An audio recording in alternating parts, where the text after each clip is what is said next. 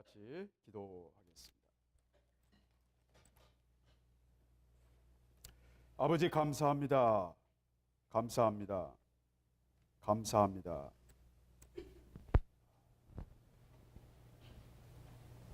죽이지 아니하시고 광야에서 쓰러져 죽을 수밖에 없는 저를 주께서 살리시고 하나님의 결말을 보게 하시며 이끄시며 또한 귀한 전에 세우시고 말씀을 전하게 해주시니 감사합니다.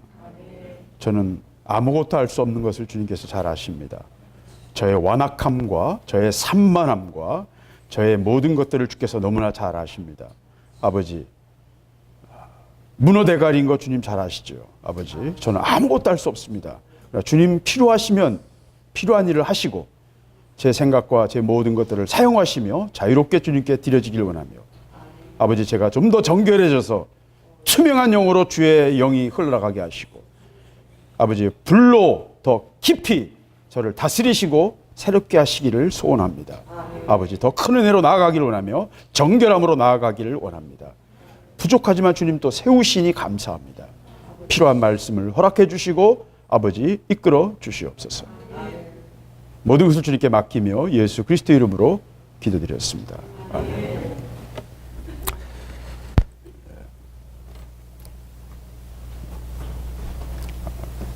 제가 찬양하면서도 야, 이거 옛날 고려짝 25년 전 거라 그래요. 옛날 고려짝. 그래도 저 한때는 잘 나가던 사람인데, 무슨 말이냐면 찬양을 제가 굉장히 좋아해서요.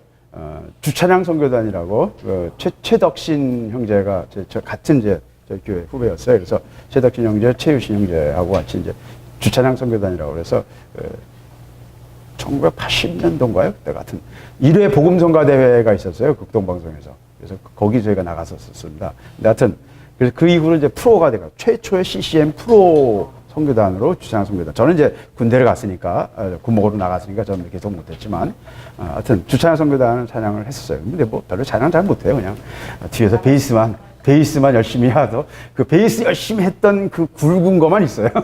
흔적이. 예, 흔적이. 근데 어쨌든 옛날 얘기죠. 근데 찬양은요, 옛날 게 좋아요. 찬양은 제가 제일 좋아하는 찬양은 이제 그레고리안 찬트들인데 앞에 나오는, 제가 앞에 20장 앞에 나오는 옛날 십자군들이 불렀던 찬양. 아주 단순한 선율의 찬양인데 기교도 없고 아무것도 없지만 단순한 가사와 단순한 찬양이 얼마나 귀한지 몰라요. 그건 1000년 가는 찬양이고요. 우리가 찬송가에서 부르는 찬양들은 한 200년 정도, 150년, 200년 정도 가는 찬양이고요. 유행가들처럼 그 시대에 또 많은 사람들이 좋아하는 찬양이 있을 수 있어요. 근데 그것들이 성로들을 통해서 오랜 시간 그 영성이 유지되면서 계속 가는 것은 드물어요. 뭐, 1800년대에도, 또 1700년대 영국이든지, 1800년대 미국에서 많은 찬양이 있었지만 지금 찬송가에 실려 있는 것은 뭐 몇백 곡 안 되죠. 몇만 곡이 있었어요. 다양한 찬양이 있었습니다. 그러나, 살아있는 것, 끝까지 많은 사람들의 마음을 움직이는 찬양은 영성 있는 찬양들이 있습니다.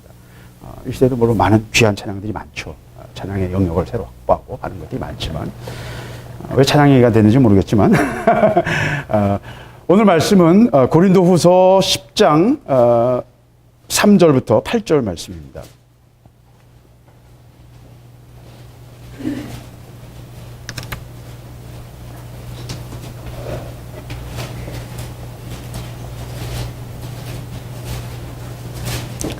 제가 읽겠습니다.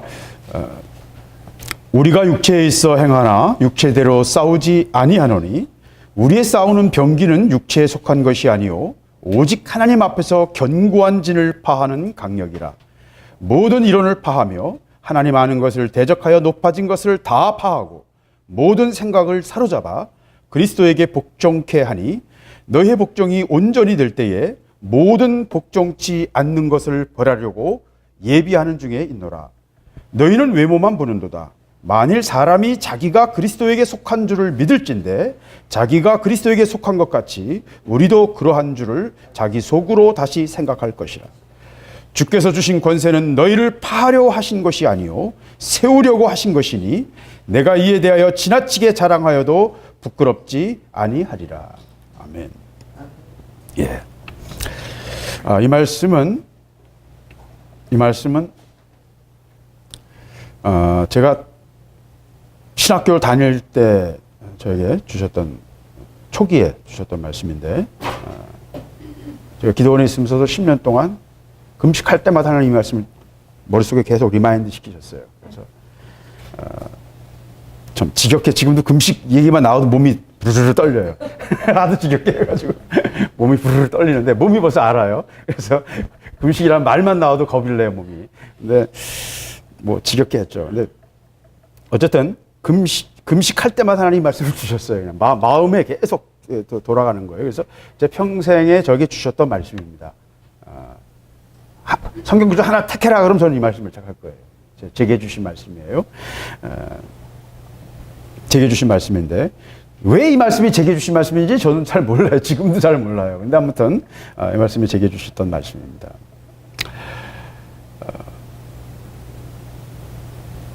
이제 와서 좀 생각하니까 여기 병기라는 말이 있네요. 우리의 싸우는 병기는. 그리고 저는 지금 이번에 말씀을 준비하면서 이 말을 리얼라이즈 했어요.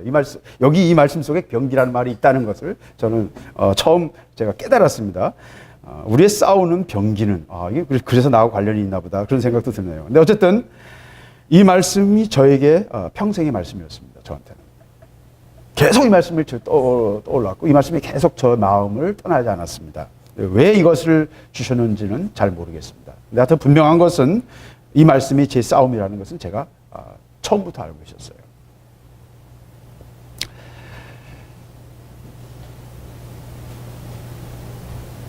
5절 말씀이 가장 이제 명확하게 우리에게 드러나는데 모든 이론을 파하며 하나님 아는 것을 대적하여 높아진 것을 다 파하고 모든 생각을 사로잡아 그리스도에게 복종케 하니. 이 용어들은 여기 뭐 군대의 얘기는 표현되지 않았지만 군사 용어나 이런 것들은 없지만 딱 분위기는 뭐예요? 전쟁터에서 파한다는 말은 파괴한다는 거거든요. 적진을 무너뜨린다는 얘기거든요. 그래서 다 전쟁 용어입니다. 이 용어들은 다 전쟁 용어고 대적하여 높아진 것을 다 파하고 사로잡아 복종. 이게 다 전쟁 용어죠. 군인들에게 요구되는 게 복종이고요. 가장 복종을 잘하는 부대가 특수부대예요. 어떤 상황에서도 목숨을 포기하지 않고 자기 목숨을 돌아보지 않고 명령을 수행하는 부대가 특수부대예요. 그걸 잘하는 부대가 특수부대라는 거예요. 보통 웬만한 그 군인들은 한 20%나 30%가 그 병사들이 죽게 되면 그 부대는 와야 됩니다. 그래서 그걸 편제가 이제 와야 됐다 이렇게 보여요. 전쟁을 계속 수행할 수 없다는 거예요. 100%가 다 죽어야 전쟁을 수행 못하는 게 아니라 한 20, 30%만 죽어도 벌써 이미 전의를 상실해가지고 명령이 잘 안 전달되고 반응이 늦어지기 때문에 그런 부대는 뭐 그냥 두부 썰듯이 그냥 상대방이 공격할 수 있습니다. 그런데 특수부대는 뭐냐면 한 명이 살아남아도 끝까지 저항한다는 거예요. 그런 게 이제 그런 것으로 유명했던 군인들이 스위스 용병들이었고요. 헤센 용병들이었습니다. 역사에서 유럽 역사에서는 스위스 용병들이 계속 유명했던 이유 중에 하나가 자기가 죽으면 자기 목숨값으로 금화 몇 입이 가족에게 간다는 거예요. 근데 스위스 그 척박한 땅에서 먹을 거 없는데 용병을 통해서 자기 가족들을 먹여 살려야 되는데 내가 도망가 버리면 가족들에게 갈 것이 없지만 내가 죽더라도 가족들에게 갈 게 있다는 거예요. 왜? 도망병은 보상을 안 해주거든요. 그러니까 죽기까지 목숨을 걸고 싸우는 거예요. 이게 스위스 용병이 유명합니다. 지금도 그런 용병 중에 유명한 용병들이 구르카 용병들이 네팔의 구르카 용병들 아주 영국군 중에서 가장 굉장히 유명한 용병들이고요. 또 프랑스의 외인 부대 유명한 사람들이죠. 그 사람들은 막장이라 뭐 이판사판 공사판이다 덤벼들자 끝까지 끝장을 보자 뭐 여기서 죽자 이러고 덤벼드니까 이제 감당이 안 되는 거죠. 다 특징이 뭐냐? 마지막까지 복종하는 사람들이에요. 복종케 하는 것 그것이 이 모든 말씀의 목표입니다. 누구에게 복종케 하냐? 그리스도에게 복종케 하는 것. 그래서 제게 주신 사명은 나 자신이 그리스도에게 복종하면서 동시에 다른 사람들을 그리스도에게 복종케 하는 것이다 라고 저는 생각을 하고 있습니다. 뭐 이게 무슨 의미인지는 잘 모르겠습니다만은. 자, 3절부터 다시 한번 보겠습니다. 우리가 육체에 있어 행하나 육체대로 싸우지 아니한다. 우리가 알죠? 뭐 잘 알지 않습니까? 믿음은 육체에 관한 것이 아니죠. 이 시대는 참 이상하게 굉장히 육체에 너무 육체에 관심이 많아요. 뭐 꼭 성형수술 얘기하지 않아도, 뭐 화장품 얘기하지 않아도, 한국은 지금 이 시대의 국가예요. 그러니까 외국 사람들이 한국을 보면서 21세기 미래를 보고 있어요. 한국이 항상 앞서가고 있고요. 우리 엣지라고 그래요. 제일 꼭대기, 제일 끝, 화살의 제일 끝이에요. 한국은 전 세계 어떤 나라보다 가장 앞서가고 있어요. 그런데 그 모든 특징이 다 한국에서 다 드러납니다. 화장품이 세계에서 제일 세련됐고요. 성형을 제일 많이 하고요. 한국의 이 보여지는 것들, 뭐 노래도 있고 드라마도 그렇고 모든 것들에 대해서 한국 사람들이 굉장히 세련되고 굉장히 세계에 신선한 충격을 주고 있어요. 그런데 그 모든 것들이 뭐예요? 보여지는 것들이에요. 이 시대에 우리가 한국이 굉장히 앞서가는 나라인데 사실은 이 자체는 제가 볼 때는 큰 그림이 있어요. 이 모든 것 속에는. 한국 사람들이 잘나서 한류가 잘 되는 건 줄 아십니까, 여러분? 그렇게 생각하시면 굉장히 순진한 것입니다. 굉장히 순진한 거예요. 한류가 가능했던 것은 IMF 이후예요. 왜냐하면 IMF로 한국이란 나라가 주인이 바뀌었거든요. 모든 은행이 지금 외국 자본이 지배하고 있고요. 모든 대기업의 50% 이상, 60%, 삼성도 60% 이상이 외국인 소유예요. 외국인들이 한꺼번에 야 이제 우리가 경영할게 하고 주식을 모으면 삼성은 하루아침에 넘어갈 수 있어요. 그러니까 한국이라는 나라는 지금 뭡니까? 가마우지입니다. 가마우지. 먹을 걸 벌어오는. 한국이 오히려 그래서 가마우지가 돼서 오히려 한국이 안전해졌어요. 거꾸로. 제가 그래서 전쟁 얘기 막 나왔을 때 한국은 파괴는 안 될 거예요. 하나님이 우리를 훈련시키시기 위해서 우리를 연단하시기 위해서 하나님의 방법으로 우리를 고통을 주실 수는 있지만 전쟁의 피해가 올 수도 있고 또 북한이 화학 무기를 터뜨려서 공격해서 우리를 보복함으로 자기들의 분을 풀 수도 있고 여러 가지 상황이 있을 수 있지만 세계의 어떤 큰 흐름으로 볼 때는 한국을 파괴할 수는 없습니다. 파괴하진 않을 겁니다. 세계를 다스리는, 세계를 지배하는 이 트럼프의 표현을 하면 딥스테이트라고 하죠. 딥스테이트. 깊은 국가, 숨은 국가. 하여튼 전 그들이 누군지 모르지만 아무튼 세계를 다스리는 돈을 가진 사람들이 한국을 물고기 잘 잡는 가마우지를 쓰고 있기 때문에. 그래서 한국은 여러 가지 면에서 지금 하나의 모델 국가가 되고 있습니다. IT 산업에서도 그렇고 미래 산업도 그렇고 한국은 모델 국가가 되고 세계의 모든 이 시대를 지배하는 많은 아젠다들이 한국에서 다 실험돼요. 기업들도 한국에서 실험하고요. 왜? 한국이 제일 앞서가고 있고 한국 사람들이 굉장히 예민하거든요. 근데 이 모든 것들이 다 뭐예요? 육체에 관한 것이에요. 육체에 관한 것. 외형적인 것입니다. 이 시대는 굉장히 외향지향이고 한국 사회는 그 경쟁이 너무 심하고 굉장히 표피에 관심이 많아요. 그리고 내면에 대한 관심이 별로 없어요. 정치도 그렇고요, 지금. 너무 이 인형 갖고 이렇게 장난치는데도 거기에 다들 이러는 것들이 뭐 정치적인 얘기는 전 별로 하고 싶지 않습니다만은 너무 그런 게 뻔히 보이는데도 그걸 그냥 그리고 따라가는 거예요. 이 시대가 어떤가를 보여주는 것입니다. 신앙은 육체에 우리가 살고 있지만 육체대로 싸우지 않는다. 3절을 말하고 있습니다. 신앙은. 이건 무슨 말입니까? 두 가지가 전제를 됩니다. 하나는 뭐냐면 신앙은 본질적으로 싸움이다. 그리고 그것은 육체의 싸움이 아니고 영적인 싸움이다. 라는 것을 우리에게 말해주고 있죠. 우리가 살고 있는 세상을 어떻게 보는가 하는 것은 사람마다 다를 수 있습니다. 우린 다 계획하고 오지 않았잖아요. 그죠? 그냥 던져졌죠. 태어나고 눈 뜨고 내 의식을 가지고 보니까 내가 던져졌고 내가 부모를 택한 것도 아니고 내가 산 지역을 택하는 것도 아니고 내가 태어날 시점도 택한 것도 아니고 하다못해 내 키나 내 외모도 내가 택하지 않았어요. 그죠? 다 주어져서 던져졌어요. 눈 뜨고 보니까 이 세상인 거잖아요. 지금 우리 모두. 그리고 어디로 가는지도 모르잖아요. 그죠? 그리고 이 세상이 뭘 의미하는지도 우리는 몰라요. 그냥 던져진 거예요. 이 세상은 우리가 아무도 해석하지 못합니다. 그냥 순종하고 적응할 뿐이에요. 우리는. 그렇죠? 이 세상을 성경은 영적 싸움이라고 말합니다.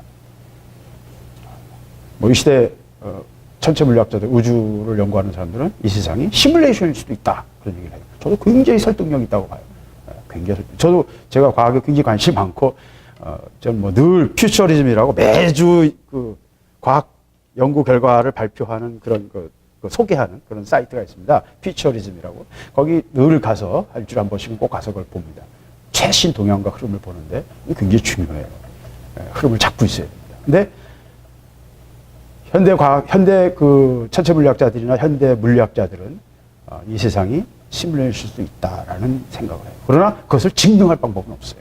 전혀 증명할 수는 없고 시뮬레이션 속에 있을 수도 있다는 거예요. 무슨 말이냐면 우리가 보고 있는 현실이 아닐 수도 있다. 여러분 컴퓨터 게임 속에서 캐릭터 키우잖아요. 우리 자신이 또 다른 누군가의 캐릭터일 수도 있다라는 거예요. 이 세상 전체가. 그리고 그렇다고 생각하니까 세상에 있는 한 10가지 물리학적 난제들이 다 풀려버려요. 시뮬레이션이라고 전제하면. 그래서 많은 과학자들이 한 20%, 30%가 시뮬레이션 이론을 굉장히 열심히 공부하고 있습니다. 우주과학자, 천체 물리학자들이. 여기 시뮬레이션 이론이 나오게 된 핵심은 또 블랙홀을 연구하면서 블랙홀에 들어가면서 사건의 지평이라고 하는 블랙홀 속으로 다 들어가 버리는 그 경계선 속에서 일어나는 현상들이 물리학적으로 해석해서 풀어보면 이 세상을 설명하고 있는 것일 수도 있다. 다 말도 안 되는 얘기 같지만 아무튼 제가 이런 긴 얘기를 하는 이유는 어떻게 세상을 보는가에 따라서 삶의 관점과 행동과 생각이 다 달라집니다. 그런데 오늘 성경은 이 세상은 본질적으로 영적 싸움이다라고 말합니다. 그리고 우리는 그 싸움이 어떻게 해서 벌어졌는지 잘 알고 있죠. 정령 죽으리라. 중앙에 있는 선악을 알게 하는 나무 열매를 먹지 마라. 네가 그것을 먹으면 정령 죽으리라라고 하나님은 말씀하셨는데 뱀은 동산 뱀이 여자에게 이르되 너희가 결코 죽지 아니하리라. 너희가 그것을 먹는 날에는 눈이 밝아 하나님과 같이 되어 선악을 알 줄을 하나님이 아시라. 저는 이 말씀만 명확하게 이해해야 돼요. 세상을 우리는 굉장히 깊이 이해할 수 있습니다. 이 말씀. 저는 명확하게 이해해야 돼요. 이 부분만큼은 명확하게 이해해야 돼요. 무엇이 옳으냐의 문제는 인간이 가진 가장 큰 딜레마는 무엇이 옳으냐를 판단하는 능력을 가졌는데 판단하는 기준을 갖지 못했어요. 무엇이 진짜 옳은지를 우리는 모르는 거예요. 무엇이 옳다는 것이 또 옳다는 자체가 뭔지도 몰라요. 그런데 분명한 것은 하나님이 세상을 창조하셨기 때문에 그 하나님의 계획하신 섭리와 그 목적이 있는데 그 하나님이 선하신 거죠. 왜? 그분 속에 모든 계획이 다 들어있으니까. 그래서 우리가 옳은 것을 택하려고 그러면 먼저 하나님을 알아야 돼요. 왜? 그분이 만드셨으니까. 그분이 이 자연의 모든 자연 법칙까지도 다 설계하셨으니까. 이 세상의 모든 것을 설계하신 분이니까 이 세상 속에서 옳은 것 또는 편한 것 또는 그걸 뭐라고 표현하든 좋은 것, 아름다운 것을 택하려면 그분에게 가서 물어야 돼요. 왜? 우리는 그것을 알 수 없으니까. 인간의 딜레마는 거기서 출발합니다. 선을 판단하는 게 우리는 다 눈이 밝아가지고요. 서로 판단하고 서로 비평하고 서로 분석하는 데는 우리 도 같았어요. 다 재판관이에요. 근데 기준이 다 지각각이야. 그러니까 지 마음대로 서로 손가락질하는 거죠. 예수님께 한 청년이 와서 선한 선생님이시여라고 말했을 때 네가 왜 나를 선하다고 하느냐? 예수님은 정색을 하십니다. 하나님 한 분 외에는 선한 분이 없다. 그 말씀이 이 말씀의 배경을 명확하게 보여주는 말씀입니다. 선은 누가 선합니까? 하나님만이 선하십니다. 왜? 그분이 만드신 것이기 때문에. 그분이 기준이시기 때문에. 그분을 떠나는 순간 모든 어둠의 시작입니다. 그분을 떠나는 순간 사단이 되는 것입니다. 어두움은 빛이 없는 것입니다. 어두움은 어둠 자체가 존재가 아니라 존재가 존재하지 않는 게 어두움. 비실제, 바람에 나는 겨와 같도다. 시편 기사는 이렇게 말하죠. 어두움, 악은 사실은 비실제. 그러나 역사하는 능력이에요. 왜? 하나님을 떠났기 때문입니다. 그래서 선악과에서 우리의 영적 싸움의 모든 출발이 시작되고 우리의 삶은 계속해서 살아가는 삶 속에서 우리는 생각하고 말하고 행동하지만 우리 속에서 누군가가 속삭이고 있고 우리를 속이고 있다는 거 우리 어느 정도 이제 대강 다 아시잖아요, 그죠? 속삭거리는 게 있다는 거 우리 아시죠? 뭐 그거 모르시는 분은 좀 더 이제 인생을 더 사셔야 되고요. 누군가가 속삭거리고 있다는 거 우리는 압니다. 어떤 선택을 해야 될지 우리 순간순간 우리는 알아요.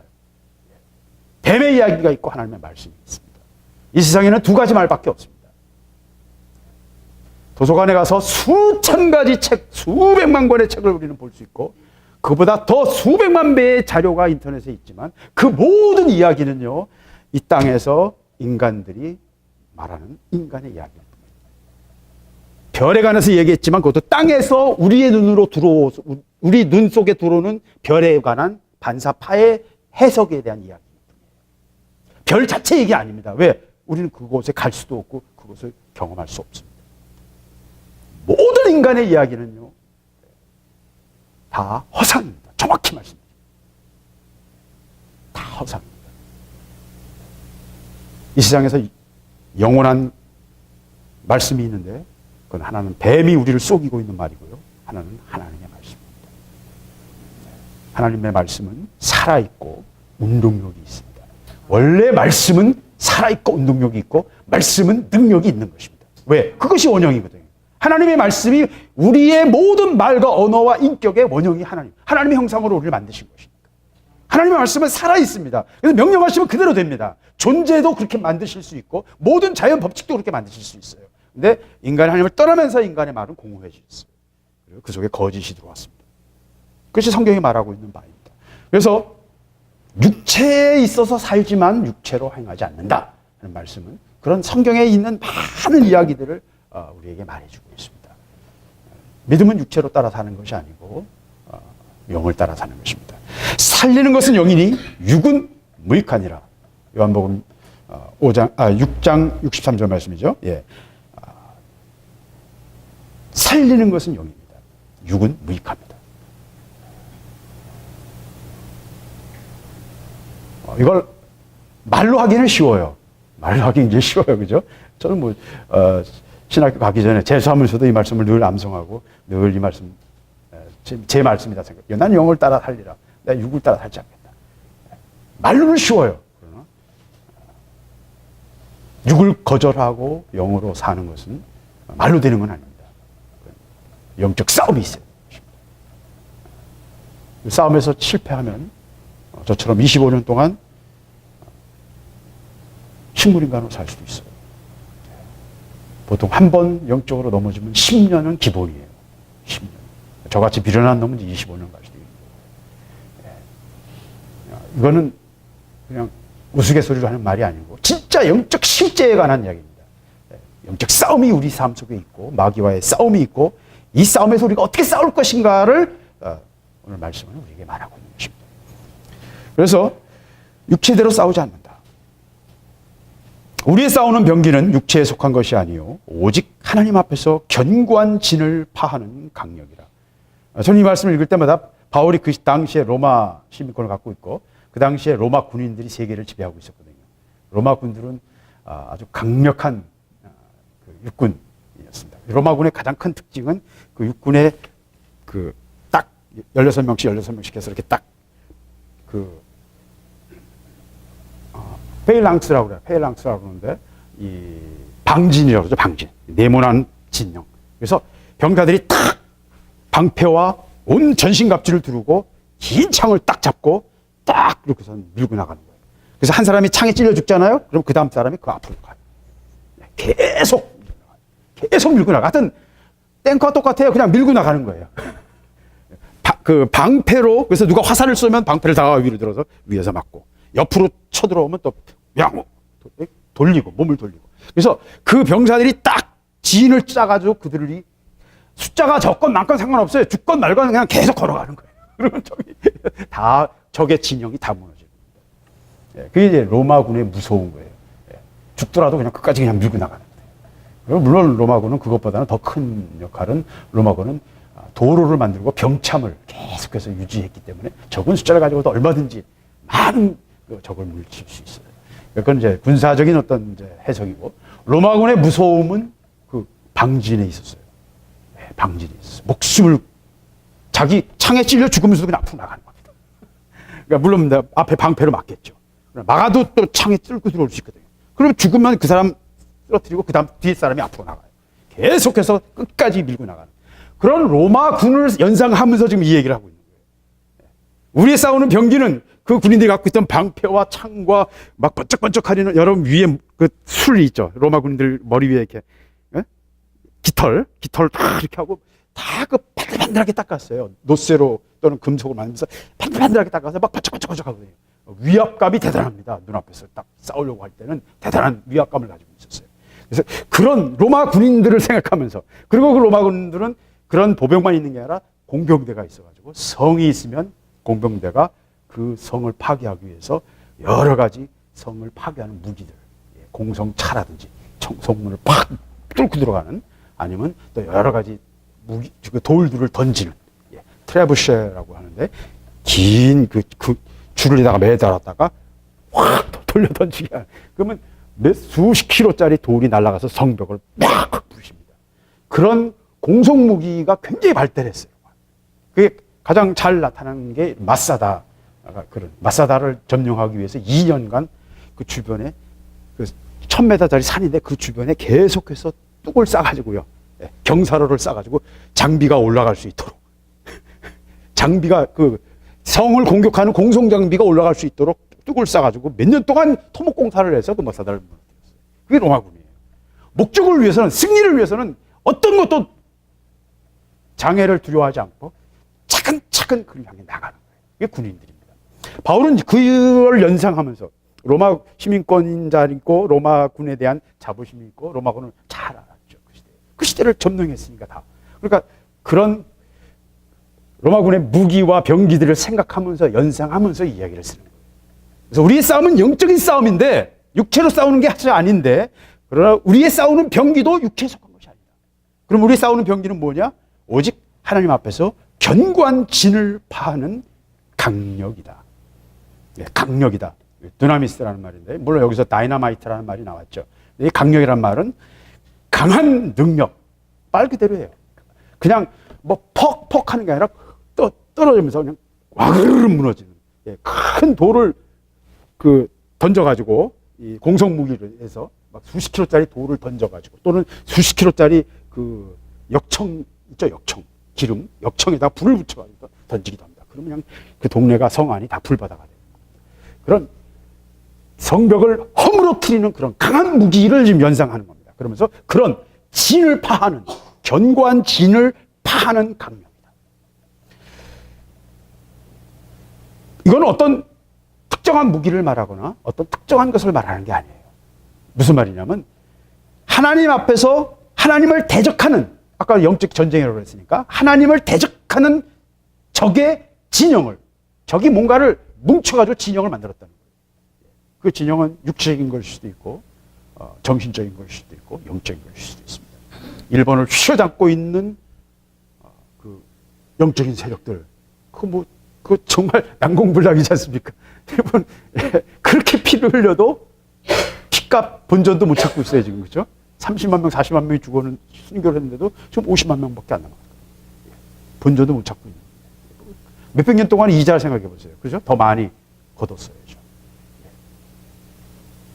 뭐 표현이 좀 그렇습니다만은 어쨌든 영적으로 얽혀 있어서 어떤 영적 공격을 해도 우리가 목숨을 바쳐서 막 해도 안 되는 게 있을 수 있다는 거예요. 진이 있다는 겁니다. 이 시대는 사고방식 속에서 생각 속에서 또 물질주의에서 이미 마귀가 막 강력한 진을 구축해놨어요. 이 시대 젊은이들은 철저히 육체적이고 철저히 외모에 관심이 있고 철저히 눈이 그쪽으로 아주 돌아가 버렸어요. 우리 모두 마찬가지입니다. 물질주의에 완전히 우리는 다 사로잡혔어요. 아닌 것처럼 말하지만 우리 돈이 제일 좋잖아요. 그죠? 저도 돈이 제일 좋거든요. 이 시대는 다른 시대 사람들이 우리를 본다면 저 사람들은 왜 저렇게 돈에 미쳐있지? 라고 볼 거라고 저는 생각합니다. 제가 외계인 이야기를 굉장히 재밌어 하는데 외계인들이 인류를 평가하는데 동족들을 살해하는 참 이상한 그 존재들이고 돈에 미쳐 있다고 표현한답니다.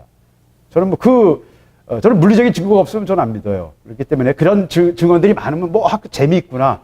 제가 그걸 읽으면서 저는 뭘 보냐면 뭔가 새로운 얘기가 그 속에 있는지, 새로운 논리가 있는지, 새로운 어떤 것이 있는지를 봅니다. 근데 외계인 얘기 아무리 읽어봐도 다 인간들 얘기예요. 그 시대 얘기예요.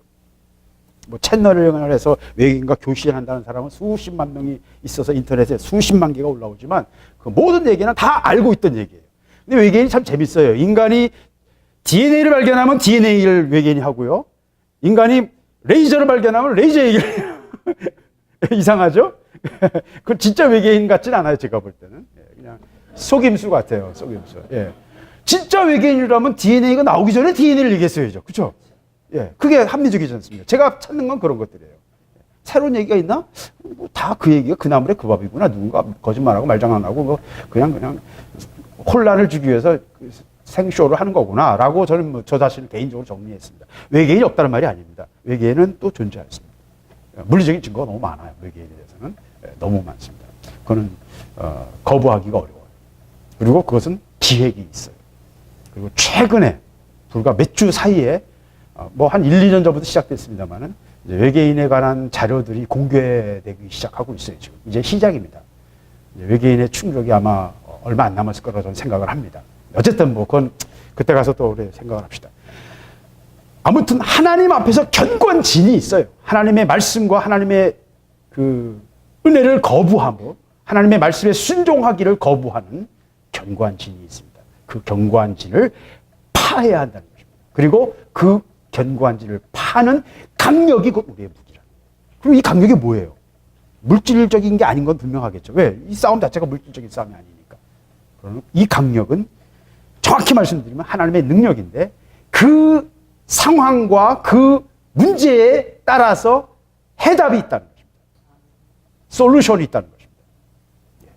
그리고 그 솔루션은 확실하게 상대방의 진영을, 그 진영을 파괴하는 하나님의 솔루션이 있다. 골리앗에게는 물맷돌로 하셨죠. 하나님의 방법이 있어요. 하나님의 방법이. 항상 문제 앞에는 하나님의 방법이 있습니다. 하나님이 그 문제의 해답을 갖고 계세요. 그리고 그 솔루션은, 그 해답은 하나님의 능력으로 나타나고요. 하나님은 역사를 통해서 그것을 행하십니다. 가장 큰 강력이 바로 십자가였습니다. 십자가의 보혈이었습니다. 하나님의 전략이었고 하나님의 계획이셨고 하나님의 모사였습니다. 마귀는 이겼다고 생각했는데, 야, 내가 이제 이겼다. 응? 잘난 체 하는 하나님한테 한 방 매겠다. 라고 생각했는데 그것이 자기를 멸망시키는 하나님의 모사였음을 마귀는 몰랐습니다. 사단은 몰랐습니다. 어쨌든 견고한 진을 파하는 강력이 우리의 무기다. 이게 바울이 하는 얘기입니다. 그러면서 그 견고한 진을 파하는 강력에 대해서 설명을 합니다. 모든 이론을 파한다. 하나님 아는 것을 대적하여 높아진 것을 다 파한다. 두 가지를 말하는데, 모든 이론이라는 말은 이 세상을 설명하는 인간의 논리입니다. 공자의 이론이 있고, 장자의 이야기가 있고, 전혀 다른 차원의 얘기죠. 불교의 석가모니의 얘기가 있고, 양자역학이 1920년 이후로 그 이제 시대의 어떤 과학을 대표하는 정신이 됐는데, 양자역학도 언젠가는 우스꽝스러운 굉장히 더 깊은 진리 안에 들어가면 양자역학도 우스꽝스러운 얘기라고 밝혀질 겁니다. 한 200년쯤 뒤에는 또, 우리 옛날 사람들은 저렇게 이상한 걸 믿었어. 이렇게 말할지 몰라요. 우리가 지금 200년 전 사람들이 이상한 얘기를 믿었던 것처럼, 우리가 우습게 보는 것처럼 그럴 수 있습니다. 항상 그 시대의 정신을 가지고, 그 시대의 과학을 가지고, 그 시대의 해석을 하고 있는 것이 그 시대의 세계관이거든요. 그렇기 때문에 이론은 그 시대를 보는 사람들의 설명이에요. 이 시대를 설명하고 있는 거예요. 그것이 뭐 상대성 이론일 수도 있고, 뉴턴 시대는 뉴턴의 세상을 해석하는 눈으로 뉴턴이 여러 가지 얘기를 했죠. 관성의 법칙도 발견했고 중력의 법칙도 발견했어요. 그건 이제 그런 것을 객관적으로 발견한 것뿐이에요, 그 사람은. 근데 그것을 설명하는 이론은 아직 계속 나오고 있는 중입니다. 근데 어쨌든 그런 이론들이 많아요. 세상을 보는 이론들이에요. 그중에 가장 영향을 미친 이론이 진화론 같은 것입니다. 진화론은 정신적인 또는 이 세상 전체에 대해서 마귀가 가장 강력하게 사용한 가장 마귀의 숨은 전략이었습니다. 뭐 이제 생물학적 진화론은 이미 1980년대에 끝났는데도 그 진화론의 나무를 계속 붙잡고 다 썩은 그 죽은 나무를 지금도 붙잡고 있어요. 근데 어쨌든 이론들이 있습니다. 그 모든 이론들은 하나님 앞에서 아까 제가 말씀드렸던 것처럼 그것은 다 허상입니다. 왜? 실상이신 설계자이신 하나님의 그 뜻, 하나님 자신을 알지 못하고서는 우리는 어떤 것도 정확히 이해할 수 없습니다. 어떤 것도 정확히 이해할 수 없어요. 우리 몸 안에 DNA가 들어있는데 DNA 해석하면 그렇게 많지 않아요. 1기가바이트는 좀 넘겠죠. 기가바이트 정도밖에 안 돼요. 실제 그 DNA 양은. 그런데 그 속에 인간의 모든 100조 개의 세포의 모든 정보가 그 DNA에 다 들어있어요. 전에는 우린 그것이 그냥 컴퓨터 우리하고 등과 같은 그 정보인 줄 알았는데 그게 전혀 아니었어요. 2중, 3중이었어요. 그리고 요새는 또 더 나가서 양자역학적 어떤 그 연결이 있는 걸 또 계속 발견하고 있어요. 그래서 지금 인간을 이해했다고 생각하는데요. 전혀 아니올시다라고 하는 증거가 너무 많이 계속 나오고 있는 중입니다. 우리가 세상을 이해하고 있다라고 우리 인간은 생각하잖아요. 과학을 통해서. 아니요. 점점 알면 알수록 더 모르겠다는 얘기를 계속하고 있는 중입니다. 그런 거는 몇 배까지를 얘기할 수 있습니다. 그리고 그런 것들을 많은 그리스도인 과학자들이 주장하면서 야, 너희들 잘못 해석하고 있잖아 라고 말하고 있지만 그 말을 들은 채도 안 하고 있어요. 그리고 왜 그렇게 들은 채도 안 하는지도 이유가 있어요. 그것이 이론이에요. 이 세상을 해석하는 이론들이에요. 그들의 이 이론의 근원에서부터 하나님을 거부하고 있기 때문에 하나님을 섬기는 것, 하나님을 아는 것, 하나님께 나아가는 것을 거부하고 있기 때문에 그들은 근본적으로 틀릴 수밖에 없는 것입니다. 그래서요, 모든 이론을 파한다는 말씀은 아주 명확한 말씀입니다. 이 말은 자연과학적인 연구 결과를 다 우리가 부정해야 되고 중세로 돌아가야 된다 이걸 말하고 있는 게 아니에요. 전혀. 왜? 자연과학을 통해서 우리가 연구해서 연구 결과가 나온 것 자체는 너무나 귀한 것입니다. 왜? 하나님이 만드신 세상에 대한 인간이 그것을 이해하는 것이거든요. 설명하는, 인간의 언어로 설명하는 거거든요. 아, 하나님이 이렇게 놀라운 세상을 만드셨구나 라고 우리가 발견하는 것 뿐입니다. 그런데 그것을 가지고 엉뚱한 결론으로 이끌어간다는 거예요. 그것이 틀렸다. 그게 이론입니다. 그래서 실험하고 연구하고 그것을 확인하는 것은 그건 객관적인 거예요. 전 거기에 대해서는 100% 그걸 동의해야 되고 우리 그리스도인들도 그걸 인정해야 되고 거기에 대해서는 다 같이 똑같은 생각을 가져야 됩니다. 그러나 그것을 가지고 엉뚱한 이론을 만들어 간다는 거예요. 그래서 이 이론을 다 팔아. 이 이론을 판다. 이 당시에는 스토이시즘이라는 그 당시에 주류의 철학 사상이 있었습니다. 그리고 영지주의가 역사를 했고요. 또 유대교의 카발리즘이라는 유대교 신비주의가 또 좀 있었고요. 하여튼 여러 가지가 섞여 있었어요. 그 당시 시대 정신으로. 그리고 물론 우리가 잘 아는 플라톤이나 또는 아리스토텔레스의 철학이 그 당시에 또 주류, 그 당시에는 완전한 주류는 아니었습니다. 중세가 넘어와서 그것이 주류가 됐는데 어쨌든 그런 많은 이론들이 있었는데 그런 이론들을 생각하면서 바울은 파해야 된다고 말을 한 것입니다. 그러면서 하나님 아는 것을 대적하여 높아진 것을 다 모든 이론은 아까 말씀드린 것처럼 하나님 아는 것을 대적하여 높아진 것입니다. 하나님께 가지 않고서는 참된 지식이 이룰 수 없습니다. 진리를 알 수 없습니다. 제가 말씀을 하나 읽겠습니다. 에베소서 1장입니다. 그냥 제가 읽겠습니다. 1장 17절 지혜와 계시의 정신을 주사 하나님을 알게 하시고 너희 마음의 눈을 밝히사 그의 부르심의 소망이 무엇이며 성도 안에서 그 기업의 영광의 풍성이 무엇이며 그의 힘의 강력으로 역사함심을 따라 믿는 우리에게 베푸신 능력의 지극히 크심이 어떤 것을 너희로 알게 하시기를 원하노라. 하나님이 눈을 열어주셔야 돼요. 눈을 열어주시지 않으면 깨달을 수 없습니다.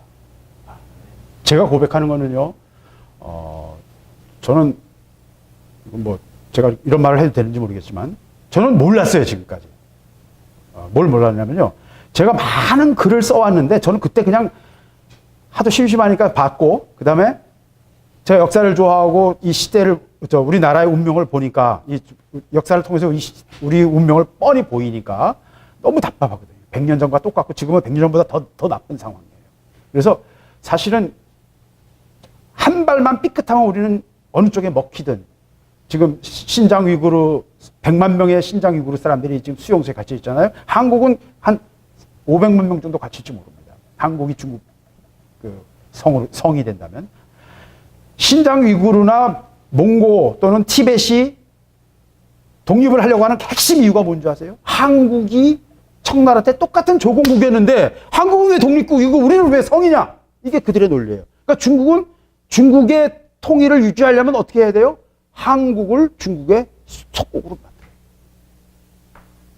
그렇지 않으면 중국은 무너집니다. 그래서 한국의 존재는요, 대한민국의 존재는요, 중국의 통일의 핵심 어떤 뇌관 역할을 하고 있습니다. 미국은 그걸 이용해서 미국과 영국은 한국을 통해서 중국을 무너뜨리고 중국을 분할하려고 하고 있습니다. 그리고 기회가 오고 있어요. 그 속에서. 사실 이 기회를 잘 활용했고 한국 교회가 깨어 있었으면 활용할 수 있었을 텐데 그 기회의 창이 닫혀갈지도 모르겠습니다. 어쨌든 제 생각에는 새로운 대통령이 나오면 그렇게 될지 모르겠어요. 이 현 정권은 중국 편에 파리처럼 중국에 붙어가지고 덕을 보겠다고 하던 정권이기 때문에 그건 뭐 어려울 거고요. 하여튼 하나님이 하시는 일은 사람의 생각으로 알 수 없고 하나님이 보여주시는 것은 사람의 눈으로 볼 수 없습니다. 저는 몰랐어요. 뭘 몰랐냐면 이런 것들이 보이는 거예요. 저는. 네, 왜 보이는지 저는 몰랐어요. 그냥 누구나 다 그렇게 생각하려니 생각했어요. 그리고 글을 썼는데 많은 사람들이 네 얘기는 참 굉장히 신기하다. 굉장히 재밌다. 무기 얘기부터 시작했는데 무기 얘기도 마찬가지예요. 저는 그냥 파일을 봤을 뿐이에요. 저는 무기 한 번도 만져본 적도 없어요. 솔직히 말씀드립니다. 군목이었는데 무기를 뭘 만지겠어요. 그렇죠? 다 알긴 했어요. 그러나 다 카탈로그로 아는 거였고 옛날에는 다 그냥 종이로 잡지로 알았던 거고 인터넷 보니까 인터넷 화면으로 본 것뿐이에요. 저는 무기 한 번도 만져본 적도 없어요. 그러나 원리는 정확히 이해합니다. 그런데 중요한 것은 다 난 그렇게 보는 줄 알았어. 그래서 그냥 막 썼는데 그게 아니더라고요. 제가 깜짝 놀란 것은 실명은 이제 말하지 않겠습니다. 잠수함을 이제 설계하신 책임자였던 박사님이 한 분이 있는데 제가 하도 그분을 괴롭혔기 때문에 어느 의원실에 제가 자문역 특별 보좌관이라는 뭐라고 부르건 고문이라고 부르건 뭐라고 부르건 자문역을 하면서 그 사업에 막 이렇게 제가 귀찮게 했거든요. 막 힘들게 했거든요. 그래서 나름대로 저는 이제 바르게 하려고 막 얘기를 했는데 그 박사님이 나중에 고백을 하더라고요. 이렇게 지독하게 내용을 이해하고 파고드는 사람 처음 봤다는 거예요. 그래서 난 잠수함 아직 들어가 보지도 못했는데요. 그랬더니 네. 저는 다 그런 줄 알았어요. 무슨 말을 하려고 하냐면 하나님이 은혜를 주십니까? 이 하나님이 보여주시는 꿰뚫어오게 하심이 있어요. 그리스도인들은 다 갖고 있습니다. 우리는 본질을 볼 수 있어요. 왜? 하나님의 관점에서 보기 때문입니다. 하나님의 관점에서 보기 때문입니다. 이게 전혀 달라요. 관점이 다르다는 것은요. 지하에서 똑같은 걸 보는 것과 1층에서 보는 것과 옥상에서 보는 건 전혀 관점이 달라지죠. 이해하는 폭도 달라집니다. 지하에서 보면 내가 볼 수 있는 그 폭만큼만 볼 수 있어요. 옆에서 보더라도 내 눈만큼만 볼 수 있어요. 위로 올라가면 올라갈수록 그 전체를 다 상황을 이해하게 됩니다. 하나님의 관점에서 보면요. 그냥 보이는 거예요. 자연스럽게 보이는 거예요. 그건 누구나 다 똑같아요. 하나님 주시는 은혜거든요. 그래서 하나님 아는 것은요. 하나님 아는 것은 누구에게나 허락된 것이 아니고 하나님을 아는 것은 하나님이 계시를 하셔야 되고 마음을 밝히셔야 되고 눈을 열어주셔야 돼요. 그리스도 안에서 은혜를 받아야 돼요. 그리스도 안에서 은혜를 받으면 꿰뚫어 보게 됩니다. 왜? 하나님의 관점을 가지니까요. 성령께서 보게 하시고. 그래서 하나님 아는 것을 대적하여 높아진 것을 다 파는 것. 그것이 우리에게 주어진 삶입니다. 그럼 왜 파해야 됩니까? 그 이론에 묶여있고 그 진에 묶여있는 사람들. 그 사람들이 가진 묶여있음으로부터 그들을 풀어줘야 됩니다. 그리고 모든 생각을 사로잡아서 그리스도에게 복종케 하는 거예요. 하나님은 뭐까지 원하세요? 우리의 모든 생각까지도 원하십니다. 그렇죠. 제가 참 어려운 것 중에 하나가 제 생각이 너무 자유분방한 사람이에요. 저는 목사하고 정말 안 맞는 사람입니다.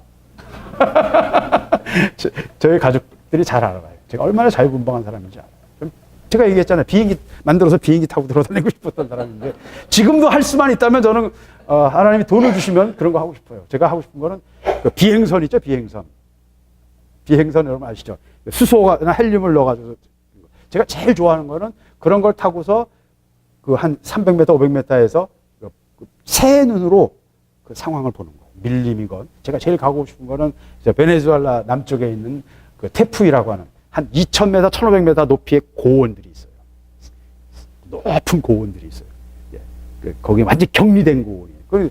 갈 수가 없어요. 헬리콥터로만 잠깐 갔다 내려오고 하는데 그런데 이렇게 하늘에서 이렇게 보면서 그 자세히 보고 싶은 거 그게 이제 제가 하고 싶은 거예요. 하나님은 나중에 허락하실 거라고 저는 생각합니다. 하나님 나라에서 허락하실 거라고 생각하는데 어쨌든 하나님은 모든 생각을 사로잡기를 원하십니다. 생각을 사로잡기를 원하십니다. 다른 생각이 우리의 영혼을 해치기 때문입니다. 우리의 생각조차도 성령께서 거룩해지기를 원하시고 하나님의 영이 관통하기를 원하십니다. 우리를 없애시는 게 아니에요. 우리를 더 우리 되게 하시는 거예요. 무슨 말이냐면 떨기나무에 불길이 붙었는데 떨기나무를 살가버린 게 아니에요. 태워서 부숴버린 게 아니에요. 그 불을 관통하지만 떨기나무는 더 아름답고 더 선명하고 더 확실한 것입니다. 하나님의 영이 우리를 관통해야 우리는 우리를 만드신 하나님의 본래의 가치를 드러냅니다. 그것이 하나님의 본래의 계획이셨어요. 이 말씀을 우리가 다 정말 말씀 속에서 이 말씀이 우리 삶 속에서 실제가 되기를 정말 바랍니다. 그런데 이 모든 이론을 파하고 하나님 아는 걸 대적하여 높아진 것을 다 파하고 사로잡고 복종케 하는 사역이 우리의 사역인데 제 사역인데 우리 모두가 해야 될 사역인데 이런 사역을 할 수 있는 사람은 이 사역이 먼저 그 안에서 이루어진 사람이어야 합니다. 그죠? 내가 맛보지 못한 걸 누구한테 전달하겠어요? 내가 해야지. 예. 이론가들은 많아요. 예. 말로 하는 이론가들은 많아요. 하나님 나라에. 예, 사도 바울도 그렇게 말했죠. 일만 스승이 있지만 아비는 적다 그러셨죠. 예. 이론가들은 많은데 실제를 행하는 사람들은 드물어요. 예. 실제를 행하는 사람들. 목사 세계는요 굉장히 독특합니다, 여러분. 굉장히 독특한데 뭐 이런 얘기는 길게 하고 싶지 않습니다만 짧은 얘기로 하겠습니다. 굉장히 독특한데 왜 그러냐면 많은 교회사를 통해서 많은 엇나가는 것들을 너무 많이 보았고 또 알고 있기 때문입니다. 그래서 조금만 이상하면 탁 눈을 이렇게 뜨면 목사들은 그래요. 예. 교회사를 통해서 너무 이상한 걸 많이 봤거든요. 또 잘 쓰임 받다가도 마지막에 엉뚱한 길로 가는 경우가 많아요. 예. 저는 그런 걸 많이 봐요. 이 때문에 하나님 앞에서 끝까지 자기 길을 똑바로 가는 거 굉장히 큰 은혜입니다. 굉장히 큰 은혜예요. 막 날고 기다가도 또 엉뚱한 데로 빠지는 경우 굉장히 많습니다. 박태선 장로 같은 경우도요. 1950년대 초반에는요. 그분의 능력이 엄청나가지고요. 전쟁 이후에 한강 주변에 큰 건물이 없으니까 한강 백사장에서 집회를 하면 10만 명, 15만 명이 모였고요. 서울 시내 모든 목사님들, 한경직 목사님까지 포함해서 모든 목사님들이 그 사람 앞에 와서 머리 꾸기고 안수받고 그랬었어요. 그러다가 나중에 자기가 하나님이라고.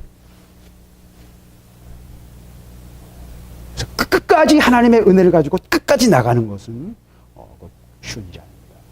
이 영적 싸움을 잘 싸워야 돼요. 한두 번 승리하기는 쉬워요. 그런데 끝까지 가는 것은 쉽지 않습니다. 자기를 지켜야 되고요. 이 영적 싸움을 싸워야 됩니다.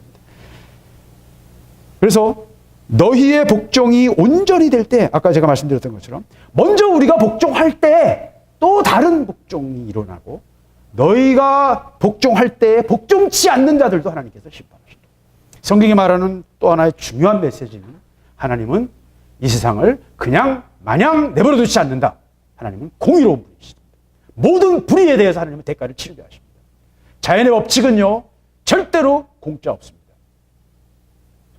자연 그 다큐멘터리를 굉장히 좋아하는 동물들의 다큐멘터리를 좋아하는데 그 속에는 하나님의 법칙이 숨어 있어요. 알고리즘이 있어요. 모든 동물은 그 살아남는 방법이 그 나름대로의 아주 놀라운 전략이 그 속에 숨어 있어요. 항상. 근데 그게 조금만 변하면 그 전략이 무너지기 때문에 멸종하는 거예요. 그래서 지금 계속해서 하루에도 몇백 종의 동물들이 멸종하고, 물론 대부분 곤충입니다만 많이 멸종해요. 환경이 바뀌면서, 인간으로 인해서 지구 환경이 바뀌면서. 근데 그 동물마다 다른 데는 독특한 생존 전략이 있습니다.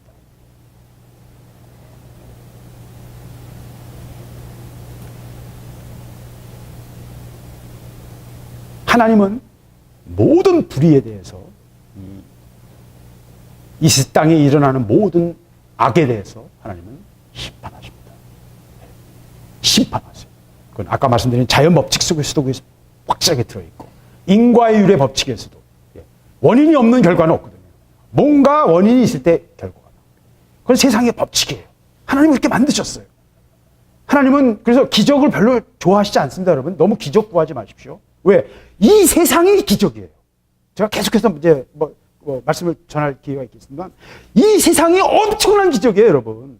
뿅 하는 게 기적이 아니에요. 미안합니다, 목사님. 예, 장기 이식이 기적이 아니에요. 장기가 있는 게 기적인 거예요, 원래. 장기가 있는 것 자체가 기적이에요. 그것보다 더 큰 기적은 없어요. 왜? 이 우주는요, 생명이 존재할 수 없는 황량한 곳이거든요. 이 우주는 모든 곳에 다 영하, 제일 온도가 높아야 180도, 160도고 영하. 목성이 좀 뜨겁다. 그래서 나는 한 200도, 300도 되는 줄 알았어요. 영하 180도인데 뜨겁대요. 그게 우주예요. 생명이 존재하고 우리가 지금 살아있고 이 모든 걸 누리고 있다는 자체가 엄청난 기적이라는 것을, 이건 상상도 못하는 기적이라는 것을 우리가 알아야 돼요. 근데 우리 그건 당연히 여기잖아요. 이게 엄청난 기적입니다, 사실. 하나님은 우리가 하나님을 더 깊이 이해하고 하나님이 이 세상을 보시면서 아름답고 즐거워하셨잖아요. 좋아하셨잖아요. 그런 것처럼 우리가 거기에 동참하기를 원하세요. 함께 누르고 함께 이해하는 것을 원하시고, 이해받기를 원하세요. 친구를 원하세요.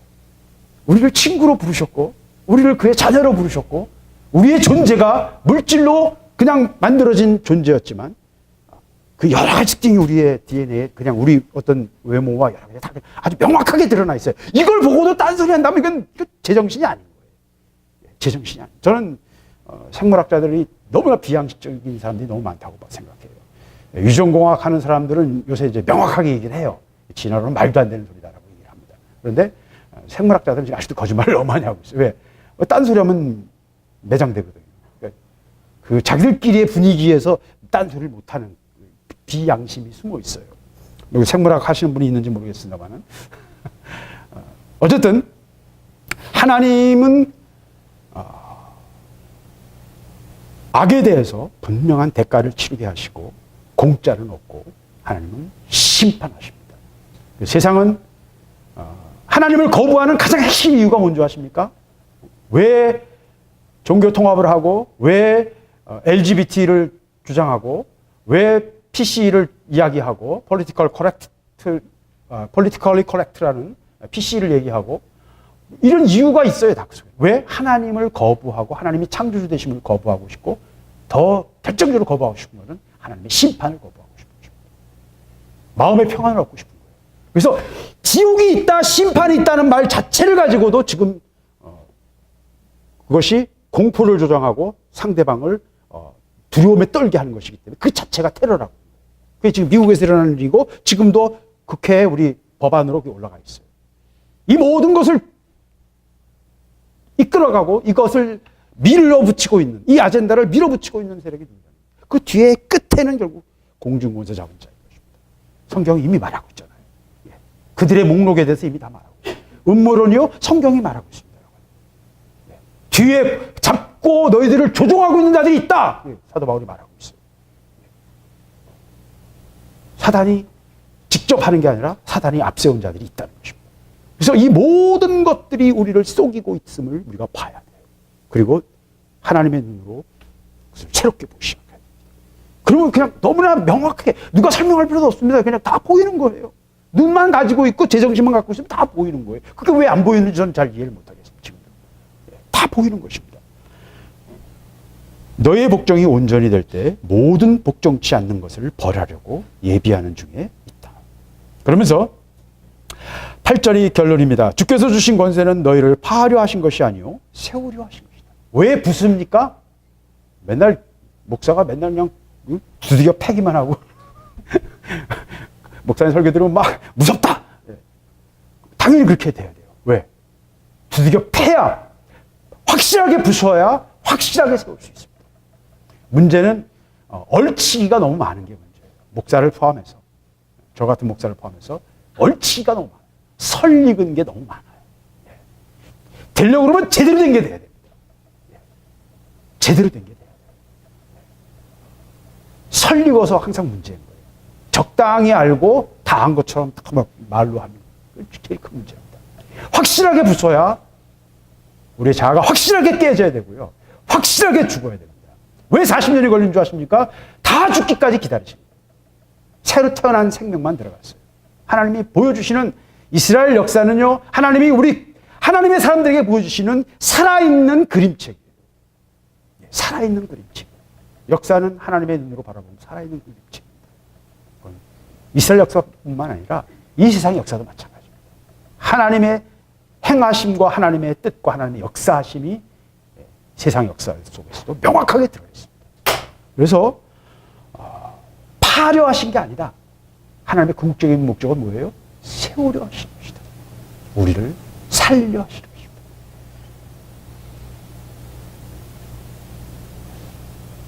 아픈 애를 뉘어놓고 배를 째는 이유는 그 아이를 죽이려고 하는 거예요?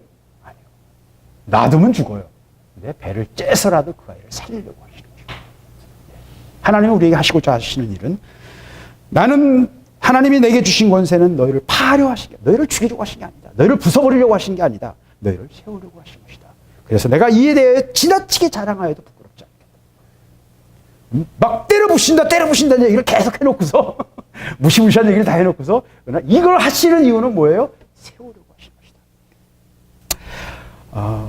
저는 제가 만난 하나님은요, 참 신기한 게, 전 그런 측면이 좀 있어요. 실제와 이 어떤 행동예언이라고 그러죠. 행동예언. 내가 하는 어떤 행동과 어떤 영적인 실제가 같이 갈 때가 많아요. 그런 걸 좀 많이 느끼는데, 사도 바울도 저는 그런 걸 봅니다. 사도 바울은 텐트 메이커였죠.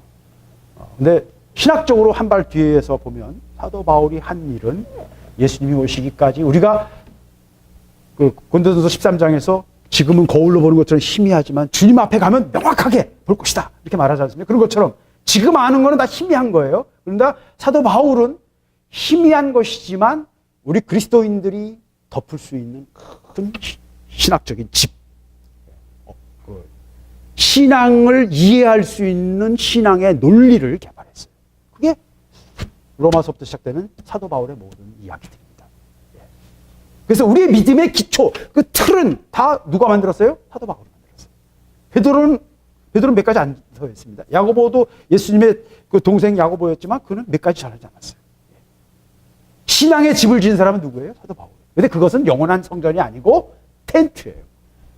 참 재밌죠? 하나님은 우리의 삶 전체를 통해서 하나님의 행동 예언을 하시고요. 하나님은 우리에게 메시지를 주세요. 저는 제가 일하면서도 여러 번 그걸 느꼈어요. 전기를 하면서 저는 이 하늘로부터 모든 전기는요, 여기서 에너지의 근원이 여기 있잖아요. 그죠? 여기서 발현되지만 이 에너지는 여기서 몇십 킬로미터, 몇백 킬로미터 떨어진 발전소에서 전기가 들어와요. 그러면 이 전기가 계속 들어오기 위해서는 어떻게 해야 돼요? 그 발전소와 이 등과 연결돼야 돼요. 그리고 그 연결을 지키는 거, 보호하기 위해서 케이블을 피복을 하고, 그리고 그걸로 안 되니까 그 위에 또 파이프 같은 걸 배관을 하는 거예요. 제가 그 배관하면서 제가 벌어먹고 살았어요, 2년 동안. 근데 그 배관을 하면서 내가 이걸 왜 해야 됩니까? 라고 계속 질문했는데, 저는 그걸 통해서 하나님께서 제게 깨닫게 하셨어요. 그래, 하나님, 내가 이것을 지금 전기 등 돌아오게, 또는 뭐 세탁기 돌아가게, 또는 연구소 어떤 연구 그 장비가 돌아가게 내가 지금 전기 배선하고 있지만, 하나님 내 배선을 해주세요. 내 배선을. 내가 하나님 앞에서 나와 하나님과 연결되는 그 배선이 회복되기를 원합니다. 그리고 그 배선은 전기만 있는 게 아니라 통신도 있어요. 통신 더 중요하죠. 그렇죠? 전기는 돌아가는 힘을 공급하는 거라면, 통신은 그 순간에 내가 뭘 해야 될지 지시하는 명령입니다. 에너지도 공급받아야 되지만 명령도 들어야 돼요. 이 두 가지가 같이 있어요. 그렇죠? 에너지만 있고 명령이 없으면 뭐 어떻게 될지 어느 방향으로 갈지 방향이 없겠죠. 두 가지가 다 있어요. 그래서 전기에서는 통신과 이 전기, 그 다음에 소방까지 세 가지가 전기의 핵심 뭐라 그럴까요? 영역인데 통신과 전기는 전혀 달라요. 전혀 개념이 다른데도 그 속에 그 나름대로 논리가 또 들어있습니다. 어쨌든 하나님은 참 놀라운 분이에요. 재밌어요. 그런 부분은 정말 재밌어요. 하나님은 제가 영적으로 어두울 때는 화장실이 더러워요. 집안이 막 더럽습니다. 그래서 좀 정신 차리면 깨끗해져요. 참 신기하죠? 그건 제 딸들이 아마 잘 알 거예요. 다 게을러서 그래요, 식구들이 다. 제가 25년 동안 식물인간으로 있으니까 아주 집안에 아주 뭐라 그럴까요? 우울증이 아주 강하게 역사했던 것 같아요. 우울증이. 뭐 지금 뭐라고 전 설명은 잘 못하겠습니다. 하여튼 굉장히 힘들었습니다. 굉장히 힘들었습니다. 그러나 하나님은 지키셨고요. 하나님은 또 행하셨습니다. 그래서 제가 말하려고 하는 것은 하나님이 하시는 일은요, 참 놀랍습니다. 뭘 설명해야 될지 모르지만 하나님은 그 순간순간 말하세요. 환경을 통해서도 말씀하시고 행함을 통해서도 말씀하시고 말씀을 통해서도 말씀하시고 마음을 두드리심을 통해서도 말씀하십니다. 그 말씀에 순종합니다. 전 순종이 잘 안 돼가지고 오래 가는 거예요. 제가 얼마나 완악한지 제가 잘 알아요. 굉장히 유해 보이지만 제가 굉장히 완악하거든요. 70억 인간이 다 저한테 덤벼들어요. 저 눈 하나 깜짝 안 합니다. 제가 그렇게 강합니다. 70억이 다 덤벼들고 다 너 미친놈이라고 해도 전 눈 하나 깜짝 하잖아요.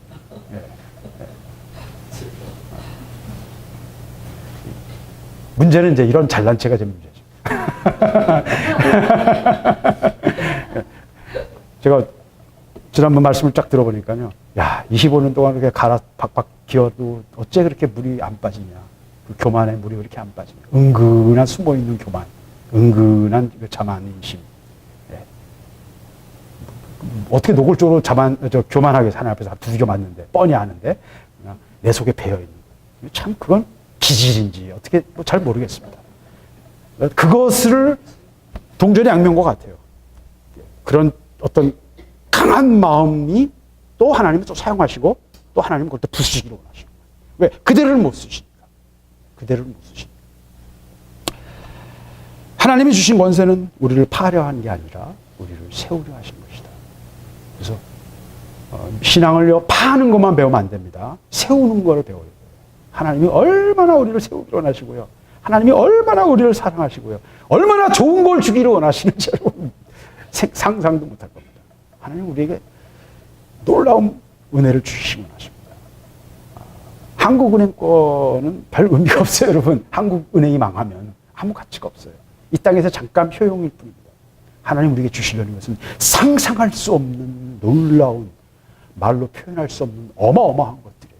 바울은 그걸 보면서 그 사랑의 깊이와 넓이와 높이가 얼마나인지를 너희가 제발 알기를 원한다. 에베소 3장에 이렇게 말하고 있습니다.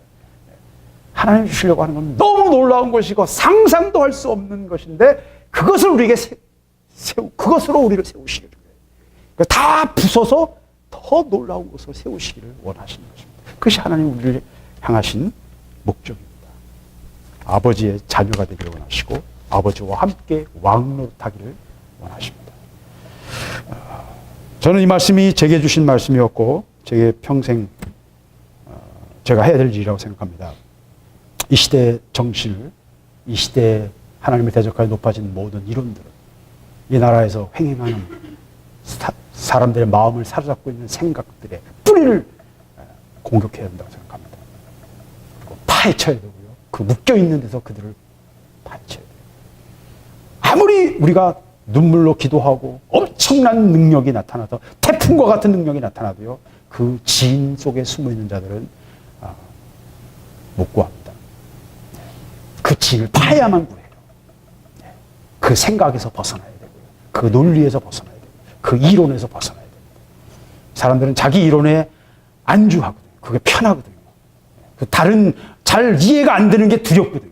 인간은 이해 안 되는 걸 두려워합니다. 귀신이 왜 무서운 줄 아세요? 모르는 거거든요. 그리고 어떤 결과를 가져올지 모르거든요. 예측이 안 되거든요. 그래서 자기가 가늠할 수 없는 걸 인간은 두려워해요. 까만 데를 두려워하는 이유가 그것입니다. 바닷속 깊은 곳 심연을 두려워하는 이유가 그건 경험해보지 못한 것이고 어떤 것이 나올지 모르거든요. 두려움은 그런 거예요. 그런데 하나님은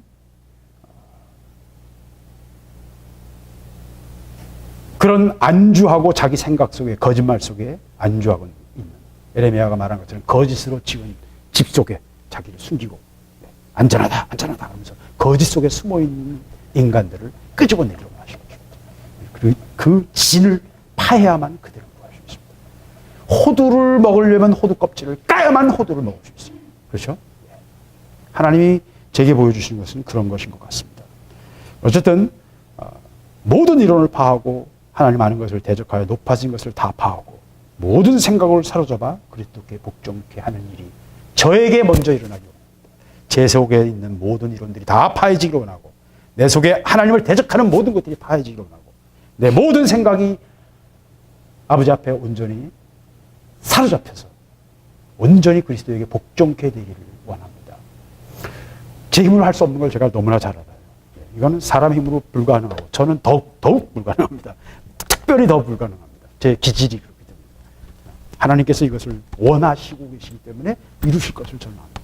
그리고 이 세우시는 것이 우리를 세우려고 하시는 그 놀라운 은혜와 영광이 이 파함을 통해서 깨어짐을 통해서만 통과해야만 허물어져야만 새로운 것이 세워질 수 있음을 알기 때문에 이것을 우리가 통과할 수 있기를 원하는 것입니다. 아버지께서 먼저 저에게 그 일을 이루시고 또한 갇혀있는 자들을 풀어주는 이 사역을 저를 통해서 이루실 수 있기를 또 우리 모두가 이 사역에 동참하고 함께 주의 일에 쓰임받는 도움자리 될 수 있기를 바라는 것입니다. 기도하겠습니다. 아버지 감사합니다. 주신 말씀 제가 먼저 먹기를 원하며 아버지 제가 제일 생각이 많고요. 제가 제일 이론이 많고요. 제가 제일 산만합니다. 그리고 제가 제일 복종하지 못합니다. 고집이 너무 셉니다. 너무 완악합니다. 아버지 아시지요. 아버지 제가 변화되기를 원하며 제 안에 진이 무너지기를 원하며 모든 생각을 사로잡아 주 앞에 복종케 되는 역사가 내 안에서 이루어지기를 원합니다. 아버지 이루어 주시옵소서. 이 말씀이 내게 이루어지기를 원하며 주의 말씀이 오니 주여 내가 여기 싸우니 이 말씀이 내 삶 속에서 이루어지게 하여 주시옵소서. 여기 머리 숙인 모든 성도들 삶 속에서 이루어지기를 원합니다. 이 말씀이 모든 생각을 사로잡아 그리스도에게 복종케 하는 놀라운 역사가 일산에서부터 시작되게 하시고 아버지 하나님의 나라가 확장되는 역사가 시작되게 하여 주시옵소서. 주께서 행하시고 은혜를 베푸시기를 원하며 말씀을 이루시기를 원합니다. 또한 이 시간 주 앞에 귀한 예물을 구분하여 바친 손길이 있사오니 주여 이 예물을 받아주시고 흠양하시고 주여 축복하시되 저의 삶을 복되게 하시기를 원합니다. 주여 함께하여 주시옵소서. 한 주간 저희들의 삶을 지키시고 동행하시며 주께서 늘 인도하시기를 원하며 아버지께서 저희들과 함께 동행하는 또한 승리하는 한 주간이 되게 하여 주시옵소서. 모든 것을 주님께 맡기며 예수 그리스도의 이름으로 기도드렸습니다.